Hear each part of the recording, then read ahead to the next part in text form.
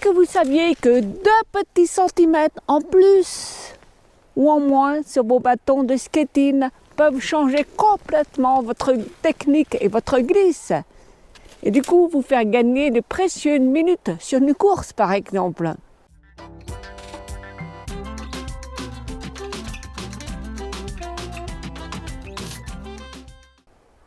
Alors, dans cette vidéo, je vais vous expliquer comment la longueur de vos bâtons de skating, la longueur et la taille peuvent influencer votre technique et combien c'est important d'être précis et de trouver la taille qu'il vous faut.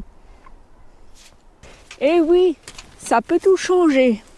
Meilleure propulsion, moins de fatigue, plus de dynamisme. Regardez. Allez, c'est parti dans cette vidéo. C'est le moment d'aller tutoyer les étoiles. Ciao. C'est parti. Salut, c'est Marilyn. Bienvenue dans Passion Glisse-Fond. Le meilleur endroit pour apprendre le ski de fond, pour progresser en ski de fond, style classique ou pas de patin, pas de patineur, style skating. Attention, c'est gratuit, mais attention, c'est réservé aux amoureux de la neige, du grand air et de la nature. Et à tous ceux et toutes celles qui veulent progresser en ski de fond. Abonnez-vous pour en savoir plus. Suivez-moi sur la piste, évidemment. Pour les curieux, cette vidéo a été tournée à Evolène, en Valais, en Suisse, au cœur des Alpes suisses. Et ici, vous avez un superbe regard. Et à côté, vous avez l'aréna nordique. C'est le stade de biathlon d'Evolène et c'est là où passe la piste éclairée. C'est très sympa à faire. Là, vraiment, c'est top. Tous les liens que je vous donne dans la vidéo sont indiqués dans la description en dessous. Vous retrouverez toutes les références. N'hésitez pas à les voir car il y a encore plus de détails dans l'article écrit dans mon blog sur le sujet. Dites-moi dans les commentaires si vous avez remarqué une influence de la taille de vos bâtons sur le skating, sur votre technique. Moi, ça m'intéresse et ça intéresse également toute la communauté car je rappelle que sur cette chaîne, on est tous là pour progresser, tous ensemble. On partage, on ne garde pas dans son coin. Alors, n'hésitez pas à me le dire en commentaire pour que ça profite à tout le monde. Alors, pourquoi c'est important de bien choisir la bonne taille de vos bâtons de skating?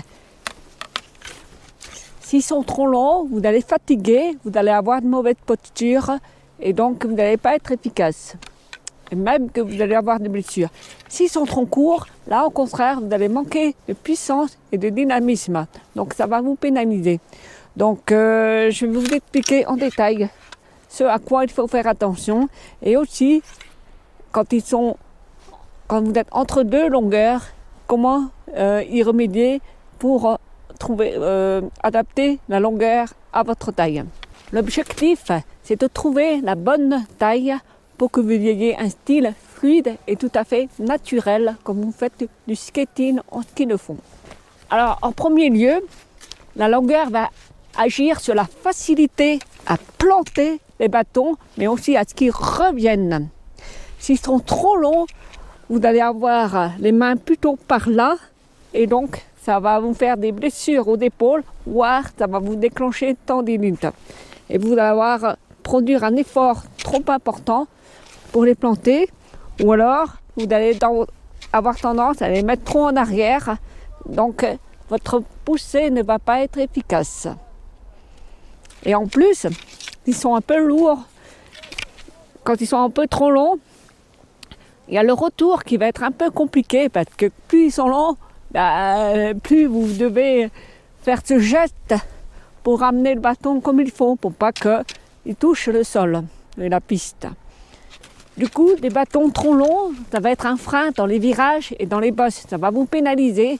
Tandis que si vous avez un bâton des bâtons légèrement plus courts, ça va tout changer parce que vous allez avoir une meilleure relance, un meilleur retour, ça va être beaucoup plus dynamique. Vous aurez un planté de bâton beaucoup plus précis, un retour de bâton beaucoup plus rapide, avec plus de fluidité. Donc ça va vous aider quand vous aurez des bottes ou des obstacles à passer, ou des côtes un petit peu raides. Donc mon avis, ça c'est très personnel. Je pense que par exemple, si vous videz la vitesse, la compétition, la performance, sur une course par exemple, sur une course populaire, il vaut mieux des bâtons un petit peu plus courts que trop longs. Les bâtons légèrement plus courts vont avoir un avantage aussi quand vous allez finir votre jet de planter, vous allez avoir un meilleur appui. Et aussi que quand ils sont un peu plus courts, ils sont un petit peu plus légers, donc ils sont plus faciles à manipuler. Ça va surtout se voir quand vous allez faire le pas de 1. Ça c'est très important. Le pas de 1, c'est vraiment un pas où la glisse est importante, avec la synchronisation avec les bâtons, les plantées de bâtons. Et c'est primordial d'avoir justement juste la bonne longueur qu'il faut. Et j'ai vu à multiples reprises sur des forums ou des groupes Facebook, des skieurs ou des skieuses qui avaient coupé leur bâton de 2 cm et qui avaient vu complètement la glisse changer, un impact direct sur le pas de 1 notamment. Donc réfléchissez à ça, vérifiez la bonne longueur de votre bâton. Alors, quels sont finalement... Il faut savoir qu'il n'y a pas de consensus sur la longueur des bâtons. Ça varie un petit peu selon les fabricants, selon les marques, et puis aussi, ça varie aussi selon les époques. Il y a quelques années, on avait tendance à prendre des bâtons un petit peu longs. Aujourd'hui, la tendance est plutôt à les raccourcir. Mais quand même, on observe une règle générale. La règle mathématique, enfin il y a 2 critères. Soit le critère visuel, on dit qu'il faut que ça arrive à peu près à la hauteur des épaules, ou entre le menton et la lèvre, par là. Là, ou à la hauteur des épaules.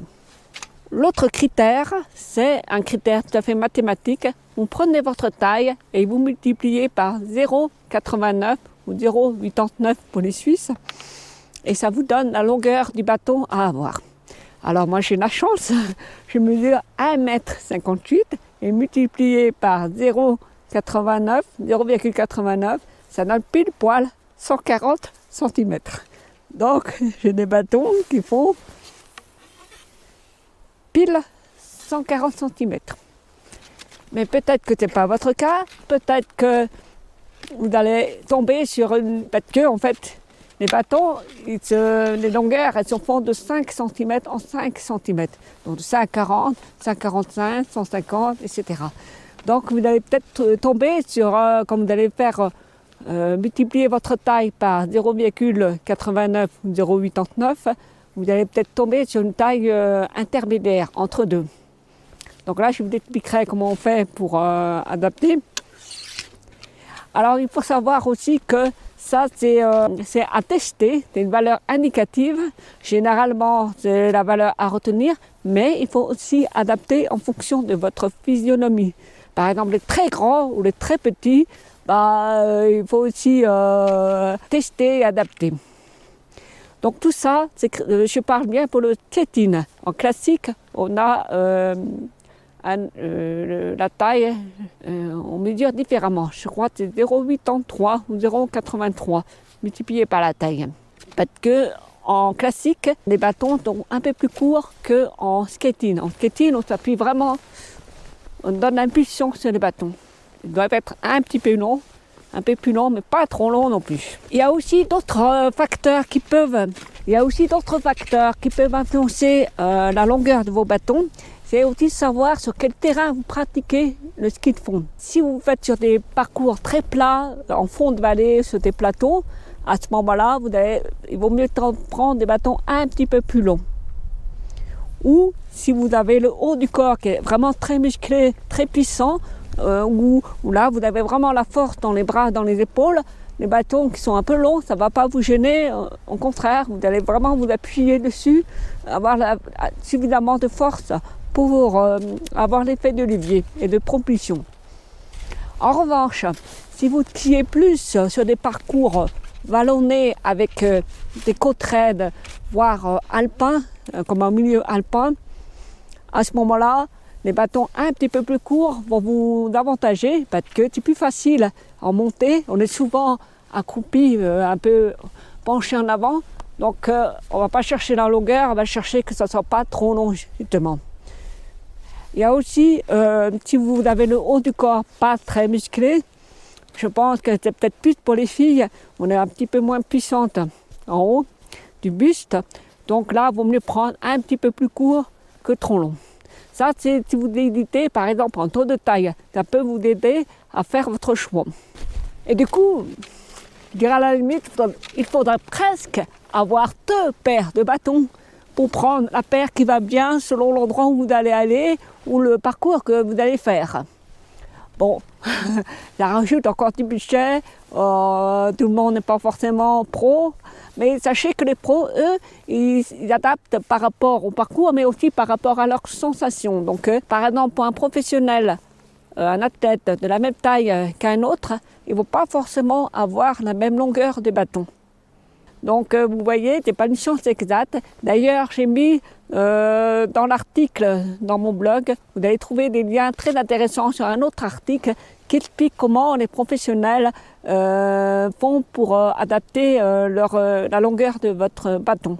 Je vous ai mis le lien en référence dans mon article qui détaille le sujet, que vous pouvez aller voir dans la description.